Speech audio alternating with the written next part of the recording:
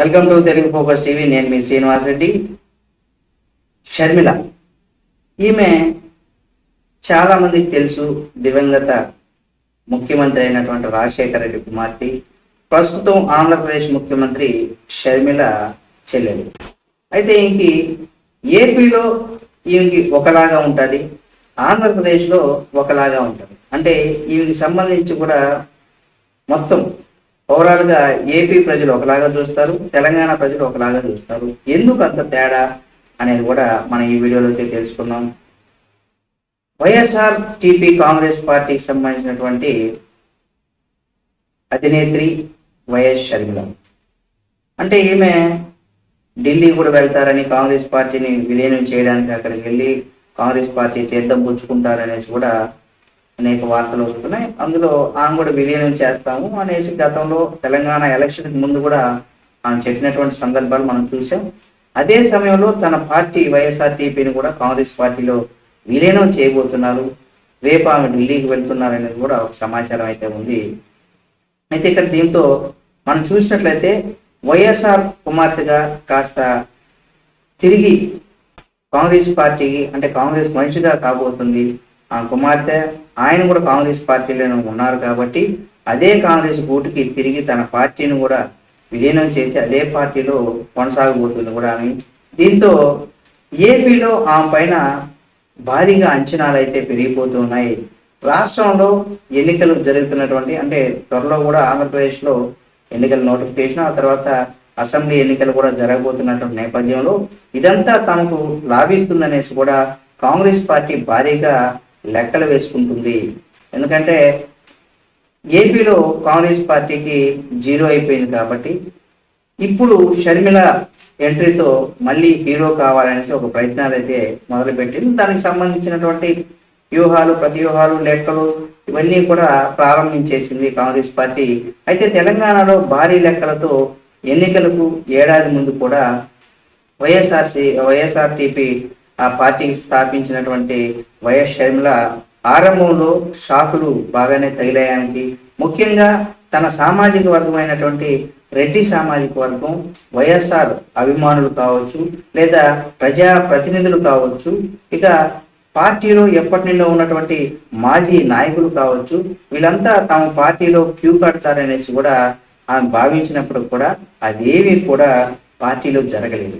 దీంతో తృతీయ శ్రేణి నాయకుల్లోనే ఆ పార్టీ అయితే కూడా నడపాల్సినటువంటి పరిస్థితి తలెత్తింది. దాంతో తెలంగాణ ప్రాంతంలో కాస్త కొంత పేరున్నటువంటి నేతలు కూడా షర్మిల వైపు చూడలేదు.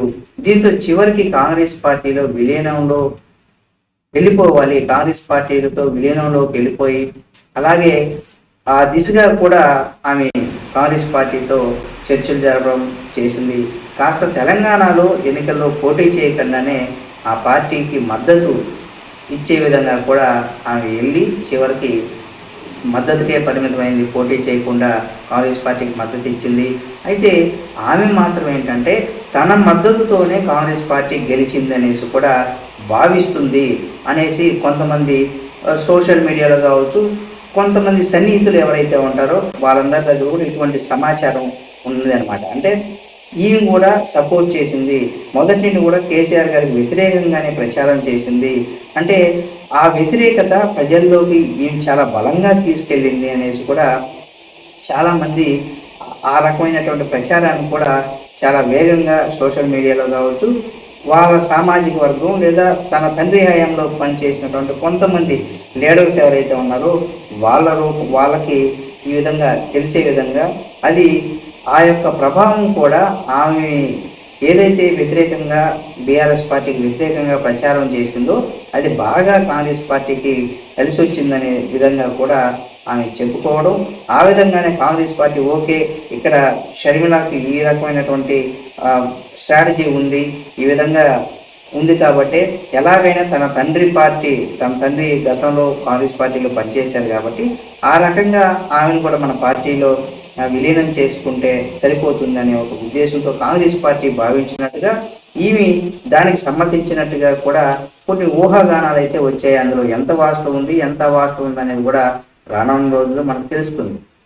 ఇక్కడ సీన్ కట్ చేస్తే ఏంటంటే అదే కాంగ్రెస్ పార్టీలో చేరేందుకు కూడా షర్మిల ఇప్పుడు సిద్ధం కావడం, ఢిల్లీలో ఆమె భర్త అయినటువంటి అనిల్ కుమార్ కూడా మకాం వేసి కాంగ్రెస్ పెద్దలతో వరుసగా జరిగినటువంటి చర్చలు ఫలించి ఎట్టకేలకు ఆమె కాంగ్రెస్ కండువా కప్పుకునే వరకు కూడా వెళ్ళింది. అంతేకాకుండా ఇక్కడ షర్మిల కాంగ్రెస్ పార్టీలోకి వస్తుందని తెలియగానే ఏపీలో కాంగ్రెస్లో ఇక్కడ ఏపీలో ఏంటంటే కాంగ్రెస్లో ఎక్కడా లేని ఊపు కూడా వచ్చేసింది.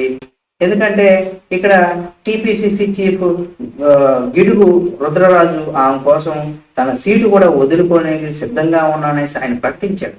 అంటే ఒక్కసారిగా అతను ప్రకటించడంతో ఆమెకి అమాంతం ఒక క్రేజ్ పెరిగిపోయినట్టుగా కూడా అక్కడ ప్రచారం అయ్యింది అనమాట. దీంతో ఢిల్లీ నుంచి దానికి తగ్గట్టుగానే సంకేతాలు కూడా కాంగ్రెస్ పార్టీ నేతలంతా ఆమె రాకను స్వాగతిస్తున్నారనేసి కూడా ఒక ప్రచారం అయితే ఉందన్నమాట.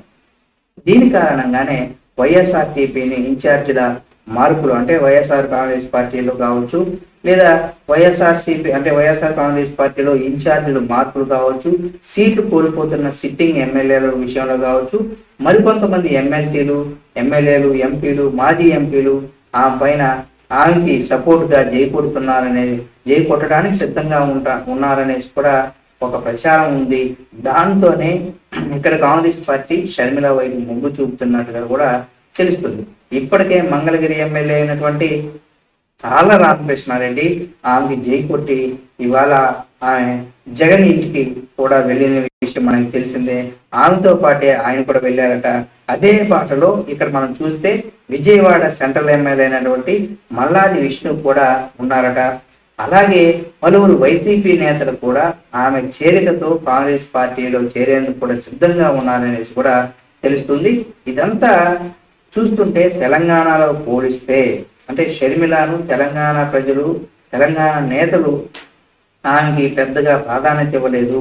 కానీ ఆంధ్రప్రదేశ్లో ఉన్నటువంటి నేతలు కావచ్చు, ప్రజలు కావచ్చు కొంత ఆమె వైపు ఉన్నారు. ముఖ్యంగా నేతలు ఎవరైతే కాంగ్రెస్ పూర్వం ఇప్పుడు వైఎస్ఆర్ కాంగ్రెస్ పార్టీలో ఎవరైతే ఎక్కువగా 40 నుండి 60 మంది కాంగ్రెస్ ఎమ్మెల్యేలు కావచ్చు, ఎంపీలు కావచ్చు గతంలో కాంగ్రెస్ పార్టీలో చేసినటువంటి వాళ్ళంతా కూడా ఇప్పుడు జగన్మోహన్ రెడ్డి పార్టీ అయినటువంటి వైఎస్ఆర్ కాంగ్రెస్ పార్టీలో ఉన్నారు. కాబట్టి వాళ్ళంతా కూడా ఇప్పుడు తిరిగి షర్మిల కనుక వచ్చినట్లయితే షర్మిలకు మద్దతుగా కాంగ్రెస్ పార్టీలో మళ్ళీ వాళ్ళ కాంగ్రెస్ పార్టీలో చేరేటువంటి అవకాశం ఉందనేసి కూడా ఒక ప్రచారం జోరుగానే ఉంది. 100% ఇది జరుగుతుంది. కానీ ఎంతమందికి జగన్మోహన్ రెడ్డి సిట్టింగ్ ఎమ్మెల్యేలుగా ఉన్నటువంటి వారికి టికెట్స్ ఇవ్వకపోతే అంటే ఎమ్మెల్యేలు తన గ్రాఫ్ బాగాలేదనేసి ఏదైతే నా ఫోటో పెట్టుకొని మీరు గెలిచారో, నా ఫోటో వల్లనే మీరు గెలిచారనేసి ఏదైతే జగన్మోహన్ రెడ్డి గారు చెప్తున్నారో, ఎవరికైతే ఇప్పుడు ప్రస్తుతం వైఎస్ఆర్ కాంగ్రెస్ పార్టీలో ఎమ్మెల్యేలు కావచ్చు, ఎంపీలు కావచ్చు, ఎమ్మెల్సీలు కావచ్చు కొనసాగుతున్నటువంటి వారికి రాబోయే 2024 ఎలక్షన్స్ లో కనుక వాళ్ళకి సీటు ఇవ్వకపోతే వాళ్ళందరూ కూడా 100% తిరిగి ఎవరికైతే సీట్లు రావో వాళ్ళందరూ తిరిగి మళ్ళీ కాంగ్రెస్ గూటికే వెళ్తారు. లేదా కొంతమంది టీడీపీ, కొంతమంది జనసేన గూటికి కూడా వెళ్ళేటువంటి అవకాశం ఉంది. కానీ ఎక్కువగా కాంగ్రెస్కి వెళ్ళేటువంటి అవకాశం ఉంది. ఎందుకంటే అదే పార్టీ నుండి వచ్చారు కాబట్టి మళ్ళీ అదే పార్టీలోకి మొగ్గు చూపుతారు. కాబట్టి అటువంటి అవకాశం ఉన్నటువంటి నేపథ్యంలో అక్కడ షర్మిలకు కనుక ఎక్కువగా ప్రాధాన్యత ఏపీలో ప్రాధాన్యత ఇచ్చినట్లయితే తన తండ్రి హయాంలో జరిగినటువంటి అభివృద్ధి గురించి, అలాగే తన అన్న చేసినటువంటి అవినీతి అక్రమాలు ఏవైతే ఎక్కువగా జనాలు అలాగే ప్రతిపక్షాలు ఆరోపిస్తున్నటువంటి ఏవైతే ఉన్నాయో దాని ప్రజల్లోకి బలంగా కనుక షర్మిల కనుక తీసుకువెళ్ళగలిగితే 100% జగన్మోహన్ రెడ్డి ఓటమి పాలయ్యేటువంటి అవకాశం ఉంటుంది. కాబట్టి ఆ విధంగా ఆమె ముందుకు వెళ్ళేటువంటి అవకాశం ఉంది. ఇక ఇప్పుడు ప్రస్తుతం వైఎస్ఆర్ కాంగ్రెస్ పార్టీలో కొనసాగుతున్నటువంటి నేతలంతా కూడా ఎప్పుడైతే కాంగ్రెస్ పార్టీలో చేరుతారో వీళ్ళందరూ కూడా జగన్మోహన్ రెడ్డి చేసినటువంటి తప్పులను కూడా ఎక్కువగా ఆయన మీద విమర్శలు చేసేటువంటి అవకాశం ఉంటుంది. కాబట్టి 100% ఇది తీరని నష్టాన్ని అయితే జగన్మోహన్ రెడ్డి కలిగించేటువంటి అంశం అని చెప్పుకోవచ్చు. కాబట్టి ఆమె ఆదరణ కనుక మనం చూసినట్లయితే తెలంగాణలో ఉన్నటువంటి నేతలందరూ కూడా ఎక్కువగా అంటే తన తండ్రి హయాంలో పనిచేసినటువంటి నేతలు ఎవరైతే ఉన్నారో వాళ్ళు తెలంగాణలో ఉన్నటువంటి వాళ్ళు ఆమెకు పెద్దగా ప్రాధాన్యత ఇవ్వలేదు. కానీ ఆంధ్రప్రదేశ్లో తన తండ్రి హయాంలో పనిచేసినటువంటి నేతలు ఎవరైతే ఉంటారో వాళ్ళందరూ కూడా ఆంధ్రప్రదేశ్లో ఉన్నటువంటి నేతలు ఈమెకి ఎక్కువగా ప్రయారిటీ ఇస్తున్నారు. ఆ విధంగా వాళ్ళందరూ కూడా సంతోషంగా ఉన్నారు. ఇక ఏం జరుగుతుంది అనేది కూడా మనకు రానున్న రోజుల్లో, అంటే 2-3 రోజుల ఇప్పుడు రేపు అధికారికంగా పార్టీని విలీనం చేసి ఆమె కనుక మంచి పదవి ఇచ్చినట్లయితే 100% ఏపీ రాజకీయాల్లో కూడా పెను మార్పులు జరిగేటువంటి అవకాశం ఉంది. ఇక్కడ తన అన్నకు వ్యతిరేకంగా పోటీ చేసి టీడీపీతో కలిసి వెళ్తుందా, లేకపోతే కాంగ్రెస్ పార్టీ ఒకటిగా పోటీ చేసి న్యూట్రల్గా ఉండి ఎవరు గెలిస్తే వాళ్ళ వైపు వెళ్తారా కాంగ్రెస్ పార్టీ అనేది కూడా చూడాలి. కానీ జగన్మోహన్ రెడ్డి వైనాట్ 175 అంటూ సింహం సింగిల్గా వస్తుందంటూ కూడా ఆయన అనేక సందర్భాల్లో కూడా చెప్పడం జరిగింది. మాకు ఎవరు పొత్తు వద్దు, మేమే సొంతంగా పోటీ చేస్తామని ఆయన అనేక సందర్భాల్లో చెప్పారు. కాబట్టి ఆ విధంగా పోటీ చేస్తే ప్రభుత్వ వ్యతిరేక ఓటును చీల్చకుండా అటు కాంగ్రెస్, టీడీపీ, జనసేన, బీజేపీ, ఇక్కడ బీజేపీ, కాంగ్రెస్, టీడీపీ, జనసేనతో కలిసి పొత్తు అయితే పెట్టడం, అంటే 4 పార్టీలు జగన్మోహన్ రెడ్డిని ఓడించాలనే ప్రయత్నం అయితే చెయ్యవు. ఇందులో ఏవైనా 3 పార్టీలు మాత్రం చేస్తాయి. అయితే కాంగ్రెస్, జనసేన, టీడీపీ, లేకపోతే బీజేపీ, జనసేన, టీడీపీ, ఈ 3 మాత్రమే ఉంటాయి. అంటే 4 పార్టీలు కలిపి 100% జగన్మోహన్ రెడ్డిని ఓడించాలనే ప్రయత్నం అయితే చేయవు. ఇందులో ఒక పార్టీ మాత్రం సపోర్ట్ చేస్తుంది. ఆ ఒక పార్టీ ఏదనేది కూడా మనకు రానున్న రోజుల్లో అర్థమైపోతుంది. కాబట్టి షర్మిలకు తెలంగాణలో కంటే ఆంధ్రప్రదేశ్లోనే రాజకీయ నాయకుడు కావచ్చు, ప్రజల్లో కూడా కొంత ఎక్కువగా ఆమెని అభిమానించి ఆమెతో అండగా నిలవడానికి ఎక్కువగా ఉన్నారని చెప్పుకోవచ్చు. కాబట్టి ఏం జరుగుతుంది అనేది కూడా దీనికి సంబంధించి మరిన్ని అప్డేట్స్ మేము ముందుకు తీసుకొస్తుంది. మన తెలుగు ఫోకస్ టీవీలో ఛానల్స్లో అనేకమైనటువంటి మంచి వీడియోలు కూడా ఉన్నాయి. వాటిని కూడా చూడండి. ఈ వీడియో మీకు నచ్చితే లైక్ చేసి, ఈమె తెలంగాణకి కరెక్టా, ఆంధ్రాకి కరెక్టా, షర్మిల గారు అనే దానిపైన మీ అభిప్రాయాన్ని కామెంట్ రూపంలో తెలియచేయండి. మరిన్ని వీడియోల కోసం Telugu focus TV channel subscribe చేసి పక్కనే ఉన్న బెల్ బటన్ మాత్రం మర్చిపోకండి.